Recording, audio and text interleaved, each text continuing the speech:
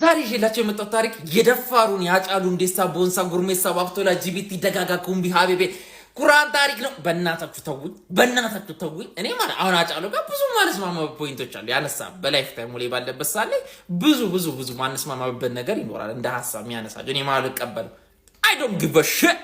ምን አገባኝ ታዲያ? ለዛ ብዬ ታዲያ እንዴት እንደምወድ ድብረቱ እኮ ነው የሚገርመኝ። ሰው እኔ ማለት ጀግና ወዳለሁ ታውቃላችሁ።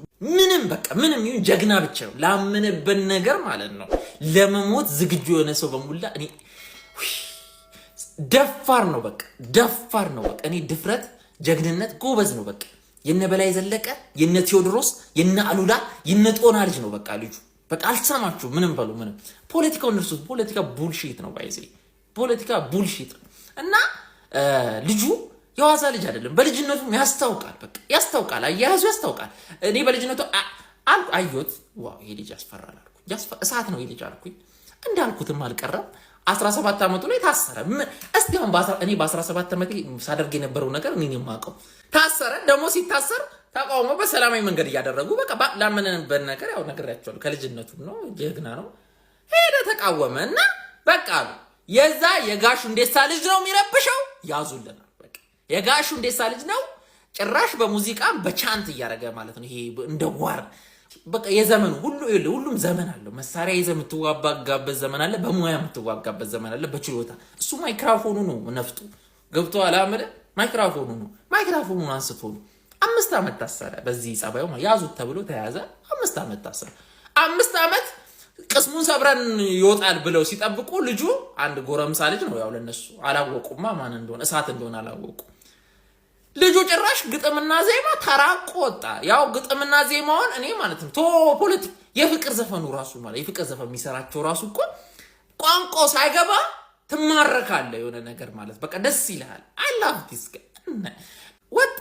ከወጣ በኋላ አልበሙን ሰኝ ሞቴ የሚለው አልበም መሰለኝ ለቅቀው። በአንገር የሆነች ሙዚቃ ነበረችው በተለይ የጅማው አይ ቲንክ ካልተሳሳትኩኝ ወጣ። ሙዚቃው የሚገርም ነበረ።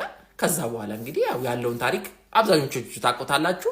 በጣም ያስገረመኝ ጀግና 27 ዓመት ኢትዮጵያን አንቀጥቅጦ የገዙ ታንክ ተደግፈው የሚያጨሱ የነበሩ ሰዎች ፊት ለፊት ቆሞ ጋዴም ወጥቶ ማይክራፎን እነሱ እኮ በዛ ሰዓት እኮ ሰዎች እነሱን ለማየት ይፈራሉ። እንኳን ወጥተ ልትቃወማቸው በአደባባይ ሊሸጠለጥ መሰለ እንዴ? ልጁ እኮ አጫሉ ነው። ወጥቶ አርገበገበው ላመነበት ነገር ለህዝቡ ላመነበት በቃ አርገበገባቸው ማለት ነው። ለዚያው ፍጥነቱ የጻፈበት ያንን ፉከራ ሽለላ የጻፈበት ፍጥነት ነው የሚገርመኝ። እኔ ፍጥነቱ ያንን የመሰለ ማስተርፒስ የሰራበት ፍጥነት ነው የሚገርመኝ። ስማርት ነች በቃ እና ወጣ አንደገደገላቸዋል። ቀጠለት በዚህ በጣም ሪቮሉሽኑን ያቀጣጠለው እሱ ነው። እናውቃለን ሁላችንም። ለእናንተ አልነግራችሁም። በመጨረሻ የተፈጠረውን ታውቃላችሁ። ለማንኛውም ሬስት ኢን ፒስ ለአንተ ለአጫሉ ሁንዴሳም በሰላም ነፍሱ ትረፍ። ምንም በማያገባቸው ጉዳይ ባልገቡበት 150 ኢትዮጵያውያን ምንም ባሌሉበት ባልተረዱት ጉዳይ በዛ በንጋታው ለተገደሉ ነፍሳችሁ በገነት ተዋልልን። ለሁላችሁም ለአጬም ለ150 በላይ ሰው ነው የሞተው። ለነሱ ነፍሳቸው በገነት ተዋልልን። አጫሉ ሁንዴሳ ያመጣው በኢትዮጵያ ደረጃ እናት በኦሮሚያ ብቻ በኢትዮጵያ ደረጃ ያመጣው ትልቁ ለውጥ አይረዱትም ብዬ አስባለሁና አጫሉ አስደንጋጭ ለውጥን ወይም ደግሞ ጌሙን የቀየረ ለውጥን አምጥቷል ብዬ አምናለሁ በኢትዮጵያ ደረጃ ማለት ነው። እና ጀግና ነው ሲባል የሆነ ማይክ ይዞ ስለዘፈነ መንግስትን ስለተቃወመ ምናምን ከላይ ሲታይ እንደዛ ይመስላል ምናምን ኖ ደፋር ስለተናገረ ብቻ አይደለም። ደፋር ያስብልሃል እሱ። ጀግና ግን የሚያስብልክ እውነተኛ ለውጥን ስታመጣ ነው ብዬ አምናለሁ። ይህ ልጅ አስገራሚ ልጅ ነው።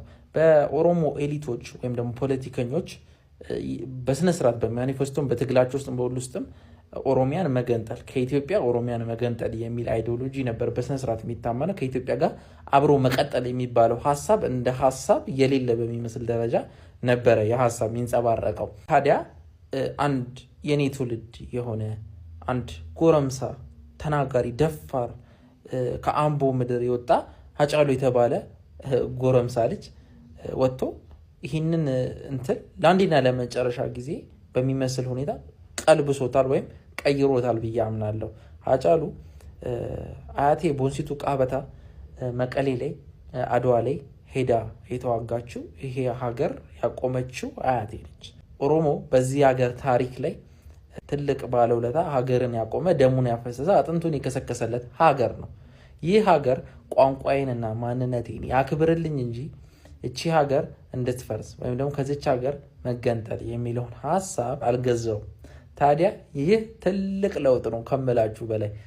የኦሮሞ ዊነር ነኝ ብሎ ማሰብ መቻል አለበት። የኦሮሞ ወጣት ይላል ኤግዛክትሊ ዊነር ሜንታሊቲ ሊኖሩ ይገባል። ይሄ ናፖሊዮን ቦናፓርት የፍሬንችን ሪቮሉሽን ሲፈጥር ምንድነው ያለው?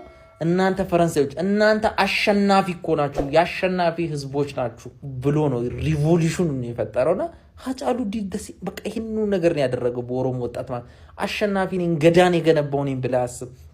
አያቶች እቺን ሀገር እንድትቆም የሞቱላት ያፈሰሱላት ነች። ብዙ ባህል ብዙ ማንነት ያለህ ነው ዊነር ነኝ ብለህ አስብ። ከዛ በፊት የነበረው የፖለቲካ አንተ እንደዚህ ሆናል፣ አንተ ተጎድተሃል፣ አንተ ተበድላል የሚለውን ፖለቲካ ብቻ ሁሌ የተሸናፊ ሜንታሊቲ ሲጭኑበት የነበረውን ራሷ ፖለቲከኞቹን ቀልብሶ በድጋሚ ሌላኛውን ፕሮፓጋንዳ ኖ ዊነር ነኝ ብለህ አስብ።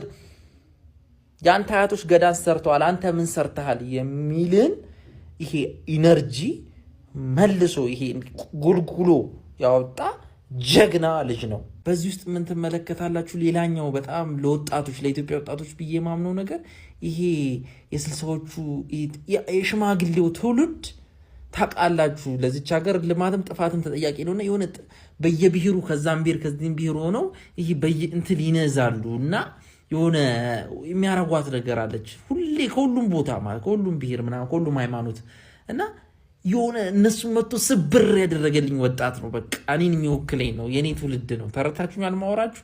ይሄ የኛ ትውልድ ሁሌ የተሻለ እንደሆነ ማሳያ ሲባል ሃጫሉ ነው ጎትቼ ማመጣው ከዛ ከሽማግሌው ጀማ የተሻለ ሀሳብ አብሮ መቀጠል። ምክንያቱም አንድነት በጣም ትልቅ ፓወር ነው።